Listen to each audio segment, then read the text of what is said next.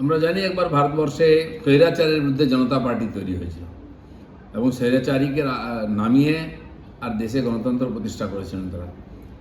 এখন তো সেই স্বৈরাচারীর বংশধরেরাই এখানে স্বৈরাচার আনার চেষ্টা করছেন। কোনো না কোনোভাবে যুবকদেরকে খেপিয়ে রাস্তায় নামিয়ে দেশের সরকারের বিরুদ্ধে, গণতন্ত্র বা সংবিধানের বিরুদ্ধে এই ধরনের আন্দোলন খাড়া করছেন। বিদেশি অঙ্গুলি হেলনে আগে এরকম চেষ্টা হয়েছে, কিন্তু ভারতবর্ষে এই ধরনের আন্দোলন সফল হবে না। আর কিছু লোক আছেন পেশাদার আন্দোলনকারী, যারা বিদেশের টাকায় নিজেদেরকে এখানে সংগ্রামী আন্দোলনকারী হিসেবে প্রতিপন্ন করার চেষ্টা করেন। বারবার সেই মুখগুলো আমরা দেখি, তারা স্টেটমেন্ট দেন, তারা ভাষণ দেন, আর কোনো না কোনো একটা সম্প্রদায়কে, একটা সমাজকে, ইনোসেন্ট সোসাইটিকে সামনে নিয়ে এসে নিজেদের রুটি শেখার চেষ্টা করেন। এবার আবার শুরু হয়েছে এটা।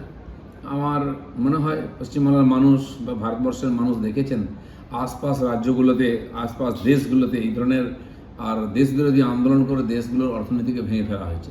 সেটা ভারতবর্ষের যুব সমাজ বা সাধারণ মানুষ এর সঙ্গে যুক্ত হবে না। দেখুন, কলকাতা আন্দোলন নগরী, বহু লোক আন্দোলন করেছেন, আপত্তি নেই তাতে।